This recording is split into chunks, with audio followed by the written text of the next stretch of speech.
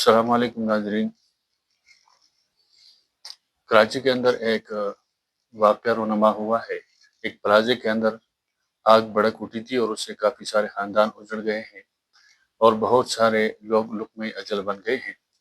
اس لیے ہمیں دیکھنا یہ ہے کہ ہمارے ملک کے اندر روزانہ اس قسم کے حادثات کیوں پیش آتے ہیں اور ریاست کیا کر رہی ہے اس کے لیے، بحیثیت قوم ہم کیا کر رہے ہیں اور ادارے کیا ذمہ داریاں نبھا رہی ہے یا اس میں کمزوری دکھا رہے ہیں۔ تو اس لیے آگ چونکہ ایک اللہ کی طرف سے ایک مخلوق ہے اور یہی مخلوق جب بے قابو ہو جائے تو رحمت کے بجائے یہ آزمائش بن جاتی ہے۔ قرآن مجید ہمیں بار بار تنبیہ کرتا ہے کہ فساد فی الارض محض تلوار سے نہیں ہوتی، غفلت، لاپرواہی، بد انتظامی اور نااہلی بھی فساد کی شکلیں ہیں۔ شہروں میں لگنے والی ہولناک آگ محض ایک حادثہ نہیں ہوتا بلکہ یہ ہمارے اجتماعی نظام پر نوحہ کرتی ہے۔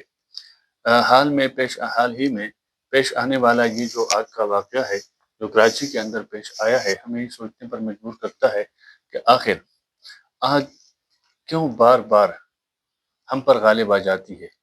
کیا واقعی آگ طاقتور ہے یا ہم کمزور ہو چکے ہیں؟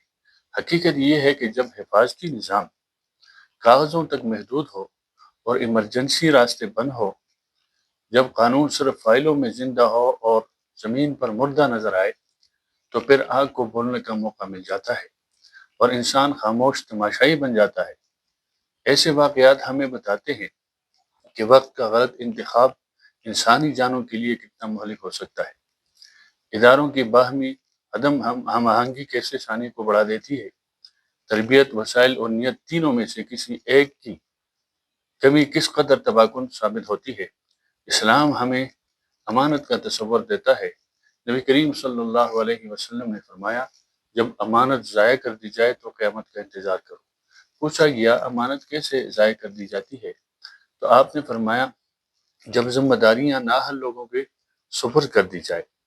آگ لگنا ایک لمحے کا عمل ہو سکتا ہے، مگر آگ سے نمٹنے کے لیے برسوں کی تیاری درکار ہوتی ہے۔ اگر فائر سیفٹی کا نظام کمزور ہو، اگر آلات ناکارہ ہو، اگر عملہ غیر تربیت یافتہ ہو، اگر احتساب ناپید ہو، تو پھر حادثہ نہیں، حادثات ہوا کرتے ہیں، حادثات جنم لیتے ہیں۔ یہ کام الزام تراشی کے لیے نہیں، آئینہ دکھانے کے لیے ہے۔ سوال کسی ایک شخصیت یا کسی ایک ادارے سے نہیں بلکہ ہم سب سے ہے۔ کیا ہم نے شہری زندگی کو سنجیدگی سے لیا ہے؟ کیا ہم نے تدبیر کو تقدیر کے مقابل لا کھڑا کیا یا تقدیر کے نام پر کوتاہی کو جائز سمجھ لیا ہے؟ کیا ہم نے جان کی حرمت کو واقعی حرمت سمجھا ہے؟ اسلام ہمیں سکھاتا ہے کہ پہلے اونٹ باندھو پھر توکل کرو۔ اگر اونٹ ہی نہ باندھا جائے تو حادثہ تقدیر نہیں، غفلت ہوا کرتا ہے۔ آگ ہمیں یہ پیغام دے کر جاتی ہے کہ اصلاح کے بغیر ترقی ایک دھوکہ ہے، نظام کے بغیر شہر ایک حادثہ ہے اور احتساب کے بغیر اقتدار ایک امانت نہیں بلکہ ایک بہت بڑا خطرہ ہے۔